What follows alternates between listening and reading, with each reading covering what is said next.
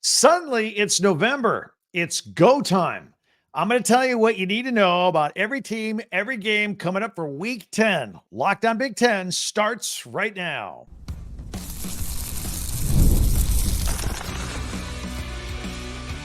You are Locked On Big Ten, your daily podcast on the Big Ten Conference. Part of the Locked On Podcast Network, your team every day.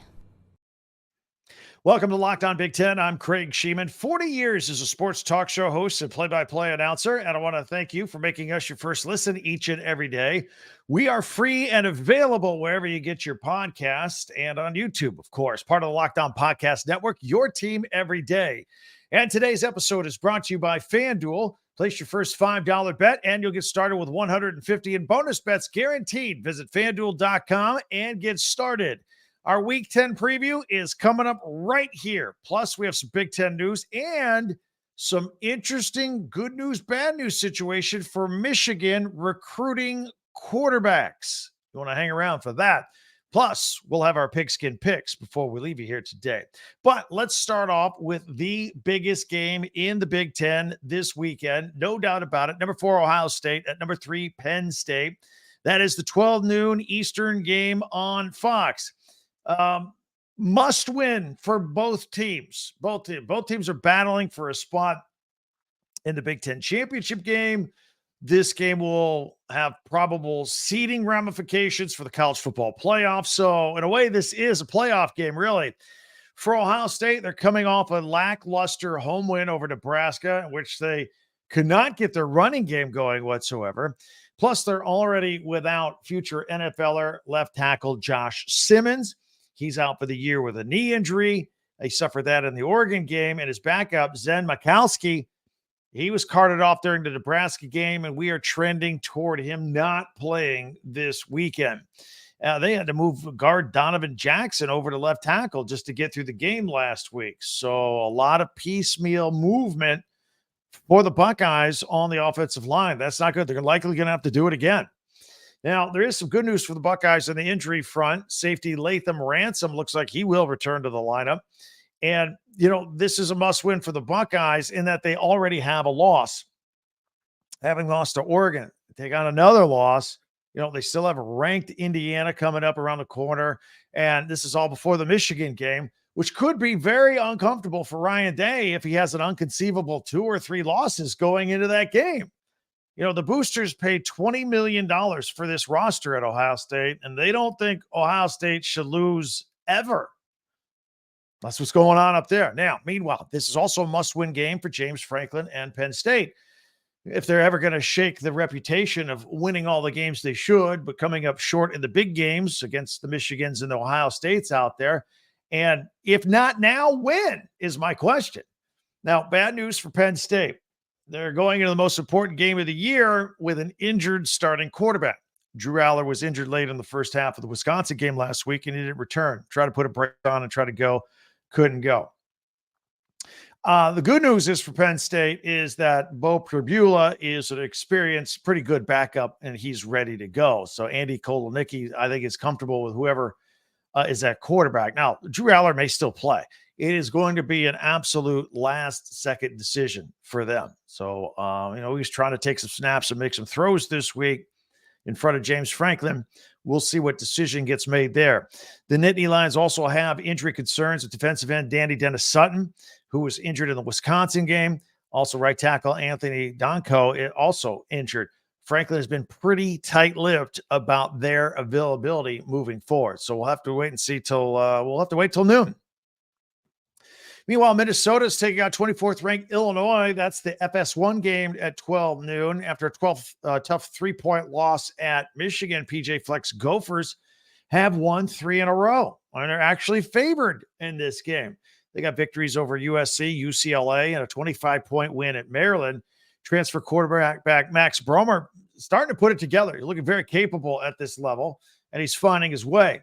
Meanwhile, Illinois quarterback Luke Altmaier has had a couple of down games passing-wise, but he better be aware of Coy Parrish and his whereabouts because he leads the Big Ten with 5 interceptions. And he's not alone because the Gophers defense has an eye-opening 15 interceptions this year. Their secondary is excellent. As for Illinois, their 2 losses that they have this year, they come at the hands of top 5 teams, Penn State and Oregon. So this is still a good football team with wins over Kansas, and I still think a very impressive road win at Nebraska a couple of weeks ago. Meanwhile, Northwestern is at Purdue. Tough times for Purdue. This is a noon game on the Big Ten Network, and both teams have struggled this year. And if Purdue loses this home game, I dare say there might be a little bit of trouble ahead for Boilers' second-year head coach Ryan Walters. They're coming off a 35-0 loss to number 1 Oregon. They still have Ohio State, Penn State, and Indiana on the schedule. It's not going to get easier if the Boilermakers don't get this game this weekend. Meanwhile, Northwestern's remaining schedule isn't pretty either. They got Ohio State, Michigan, and Illinois on deck to close it out. Speaking of Michigan, the Big House, they're going to host number 1 Oregon. That's the 3:30 Eastern game on CBS. The only question I have here is whether Oregon covers in a blowout or if Michigan keeps it close in the first half, keeps it inside the number. Either way, Oregon is the best team in the country right now, and Michigan is nowhere near the team that was the national championship last year. Oregon wants to be what Michigan was just last year, when Michigan was undefeated and won the national championship. Expect wide receiver Tez Johnson to have a big impact on this game, but even more important, the Ducks can get a couple of guys back here. They can get defensive end Jordan Birch back. He was injured in practice the week of the Ohio State game. He's been out since, and tight end Terrence Ferguson could be back as well. He's a very comfortable target for Dylan Gabriel. Both Birch and Ferguson practiced this week. This would be huge for Oregon to get these guys back into the lineup and make a really, really good team even better and stronger on both sides of the ball.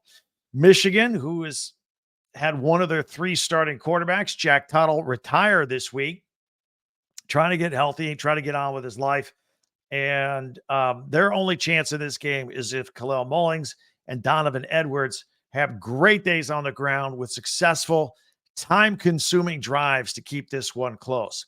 By the way, speaking of Michigan, I've got some recruiting news for them coming up in the next segment you don't want to miss, especially if you're a Michigan fan.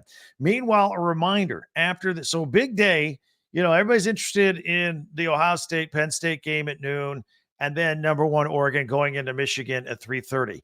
We will go live on our Locked On Big Ten YouTube channel after the Oregon-Michigan game. So this is going to be about 7 o'clock Eastern, 4 o'clock Pacific. I wanted both of these games to be done, the Penn State, the Ohio State Penn State game and the Oregon Michigan game, before we went live, because I want instant reaction on both of them, from me to you, and also from you back to me. I'll look forward to your live comments on Saturday.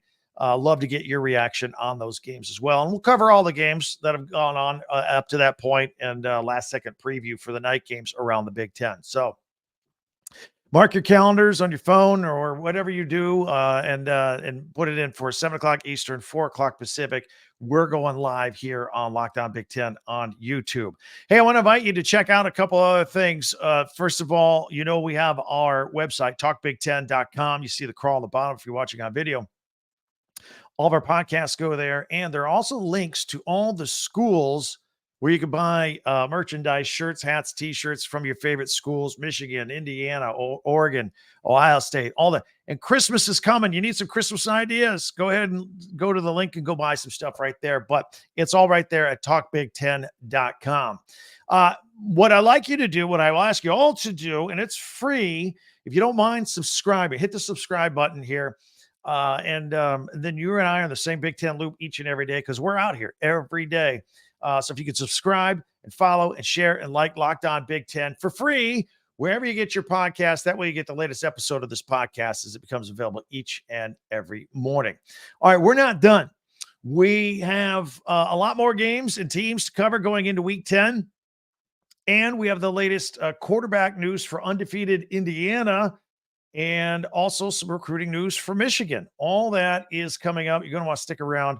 We'll have all the latest details in 1 minute right here on Locked On Big Ten.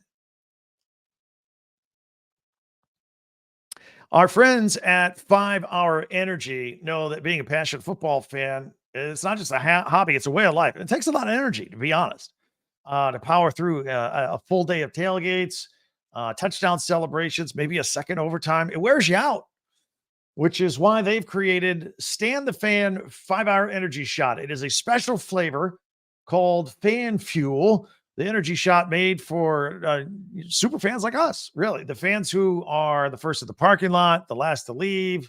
We see you at FanDuel. So, I get a little charge. Like last week, I got an energy boost when I saw D'Angelo Ponce, the pick 6 for Indiana against Washington. I'm an Indiana.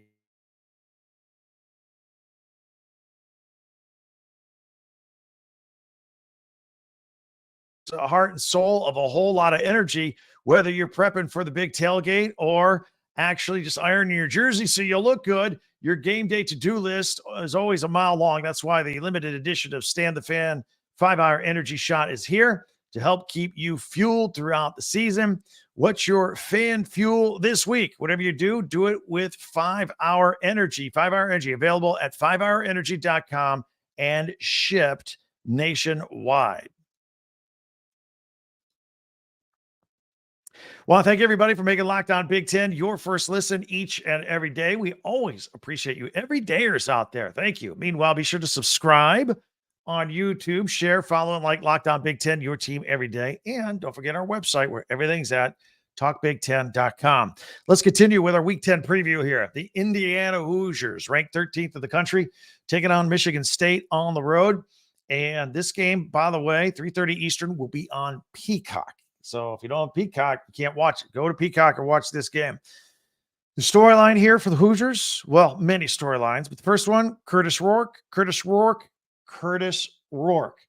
It looks like the starting quarterback of the undefeated Hoosiers will return to the lineup following thumb surgery on his throwing hand last Monday. He was injured in the first half of the game against Nebraska. And missed the second half of that and missed the Washington game last week. David Jackson started in his place. The Hoosiers look to go 9-0 for the first time. And amazingly, they still have not trailed for a single moment this season. They have always had the lead or at worst been tied. Remarkable, really. So trying to go 9-0 for the first time. And after this, the Hoosiers have Michigan and Ohio State around the corner. So we're going to see how good they are really fast. And if they continue to remain undefeated, Hoosier fans are going to be looking at a lot of those Big Ten tiebreaker scenarios for the right to play in the Big Ten championship. Some of those scenarios might make Hoosier fans a little nervous. We'll see. Meanwhile, Michigan State in this game under first-year head coach Jonathan Smith, much improved from last year. You give them credit. They are light years ahead of where they were last year, but and they're showing significant progress, but they're about another year away for really putting all this together. Although I will tell you, in my opinion, I thought they outplayed Michigan last week in every single way except the scoreboard, which ultimately is the important thing. But they outplayed them. They're coming along. So Indiana should be ready for that. Meanwhile, UCLA is at Nebraska, and this is a 3:30 game on the Big Ten Network. Congrats to UCLA for getting their first Big Ten win. Did it against Rutgers in their last game. It was the first time they've topped 20 points all season long. Unfortunately, they're going into Lincoln facing a very motivated Huskers team. Nebraska's been stuck on 5 wins for a couple of weeks now. And obviously, they want to get that 6th win to become bowl eligible for the first time since 2016. So that's been hanging out there for them. Unfortunately, the last 2 weeks, we've seen Nebraska go into Indiana, get blown out. Then they lost a heartbreaker with some more than questionable officiating at Ohio State. Let's be real. So look for the Huskers to get right on Saturday. They want to get that 6th win and get bowl eligible, and they're going to be at home in front of the home crowd. Wisconsin is at Iowa this weekend. This is the 7:30 Eastern Time NBC Big Ten Saturday night game. I thought the Badgers played the Nittany Lions pretty tough last week in a loss. I really do. Look for quarterback Braden Locke to lean on the running game with Tawi Walker in this one. But the Iowa defense is stingy as always. It's not going to be a free pass by any stretch of the imagination. And speaking of the running games, let's talk about the Hawkeyes running game. You got one of the best running backs in the country in Caleb Johnson. And the Badgers better focus on him like a laser because he's capable of a 200-yard day at any given time. It really is. It's fantastic. Meanwhile, Um, we'll talk about some other things. Well, actually, I want to talk about this here. So, some changes going on at Iowa right now. They got that Northwestern transfer at quarterback, Brandon Sullivan, who came in last week. And Kirk Ferentz has been very slow to make the switch at quarterback, been loyal to Cade McNamara, who, let's face it, Cade McNamara has really struggled at quarterback, putting together some yardage offensively. Well, he suffered a concussion last week. So Brandon Sullivan will play quarterback and be the first-string quarterback for Iowa. I'm interested to see how that works out. With a full week of prep as the starter, ready to go, I think maybe I think it might be a slight improvement. That's what I think. We'll see how that shakes out. Also, we have USC at Washington. That's a 7:30 game Eastern, 4:30 Pacific. That'll be on the Big Ten Network. Hey, you remember the good old days, Pac-12 after dark with those late night games? This one's for you. If you do, these are former Pac-12 rivals going under the lights, Big Ten foes now. USC has really struggled to hold leads in Big Ten games this year. And there's a lot of pressure on Lincoln Riley to finish the season strong. They're coming off a 22-point win over Rutgers. That was good for them. Meanwhile, Washington, they're just glad to be back home because they've lost all their road games in the Big Ten this year, including last week at Indiana. Now, the good news is that the Huskies has one of the best running backs in the Big Ten, in Jonah Coleman. He's averaging 6.7 yards per carry, and he's pretty close to that average in Big Ten play as well. And I expect him to have a really good day against that Trojan defense. So, all right, every game, every team, we're covered. We're still going to do our pigskin picks in just a few minutes, but I have some recruiting news now regarding Michigan. And what do they need? They need a quarterback, right? It's the most important thing that Sharon Moore can nail down here. They got to get a fix. Now, back in November, they got a commit from four-star Carter Smith from Bishop Verot in Fort Myers, Florida. He committed to the Wolverines again with Jim Harbaugh in November, and now he is decommitting. Says he's not going to Michigan. That means as of right now, Sharon Moore's class of 2025, that group does not have a lead quarterback. And again, that's their biggest need. However, here's the good news. The reason that Carter Smith decommitted, apparently, is because the Wolverines have been paying a lot of attention to Bryce Underwood. They've been in hot pursuit of him. And if you don't know who Underwood is, he's a commit to LSU right now. He was the overall #1 recruit in the country. Everybody wanted this kid. So Smith must be thinking that Michigan is getting close to getting this kid to flip. He's a 6'4" quarterback. And he's had a lot of schools interested in him, like Florida, obviously the LSU. And we'll see. He's looking like he's going to come to Michigan. He is from Michigan. He's from Detroit. He plays football 19 miles from the big house outside of Ann Arbor. So we'll see. Meanwhile, Smith, he's going to open up recruiting again. He was the one that was interested, that Florida was interested in him. Now Penn State is. These are other Big Ten schools. Penn State, Wisconsin, Clemson. They seem to be in the mix for his services now that he's not going to Michigan. But as far as Underwood goes, again, the #1 overall recruit from for the 2025 class lives right around the corner from Ann Arbor. And we'll see. And by the way, nil name, image, and likeness seems to be a humongous factor, as you would expect it to be. But the word on the street is that Underwood is expected to land over $5 million over 3 to 4 years, wherever he signs. 17, 18-year-old kid, got $5 million waiting for him, wherever. And hey, kudos to Michigan if they're able to pull it off and get the kid. All right, so there you go. Recruiting news out of Ann Arbor. Coming up, we're going to do our pigskin picks, our final look through the old schedule, getting ready for week 10 around the Big Ten. That's in 1 minute right here on Locked On Big Ten. FanDuel makes watching games more fun.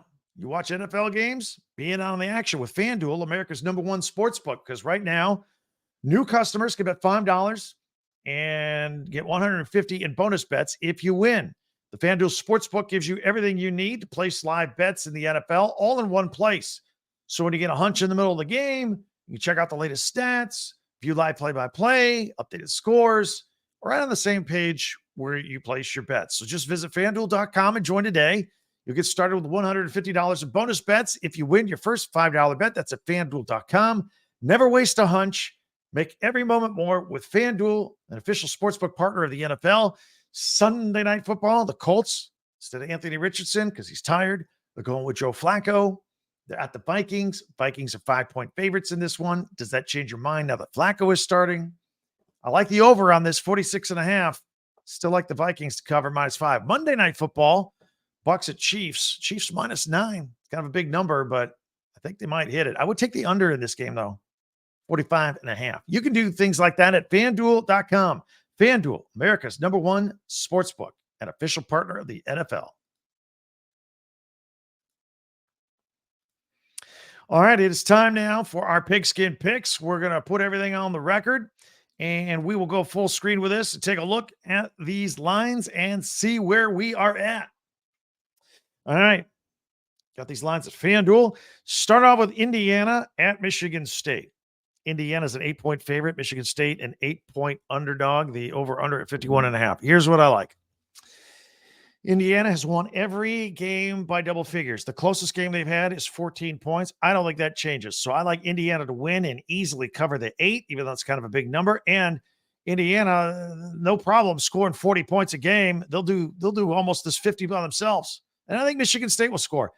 Take the over, 51.5, and Indiana to cover the 8.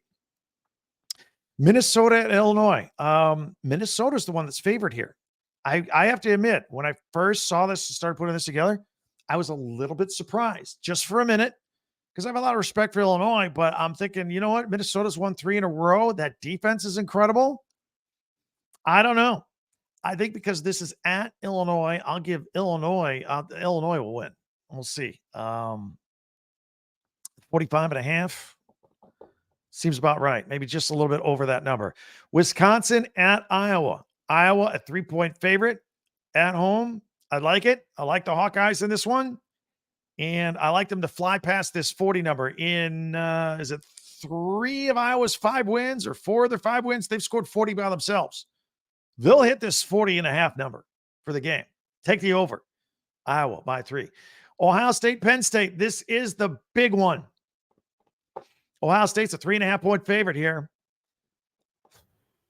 Like I said earlier, if not now, when for Penn State? This is the year they do it. They have to. Now, Buckeye fans going, no way. No way are we losing 2 games this year. And I like the over 45.5. Northwestern is at Purdue. Purdue's a 1-point favorite at home. I like Northwestern in this game. Purdue just can't get out of its way right now. And I like the soar past the over, 46.5. Oregon and Michigan. Oregon is a 14.5-point favorite. Oregon wins, but they usually don't cover. I think they do. I think it's about a 7. Maybe gets to a 10-point game at the second half, and then Oregon gets another late touchdown. I think Oregon covers, and I like them to soar past the number 45. And I like a lot of overs. Have you noticed a lot of home teams are underdogs here this weekend? UCLA is at Nebraska. Nebraska, here's a home favorite, -6. I love them. Love Nebraska in this one to win by more than a touchdown. And they'll go past this 39.5. That seems like a really low number for me. And although UCLA does have trouble scoring, I'll stick with the over. That's a really low number. And USC at Washington. Trojans a 2.5-point favorite on the road. I'll tell you what, Washington's a different team at home. I like the Huskies in this one. I mean, Huskies for the mild upset and let this number also go over the 55.5. So there you have it. Those are our Pigskin picks for the weekend. Let me know what you think. You agree or disagree? Hit me up in the comments. Always love to hear from you guys on that stuff. It's fantastic.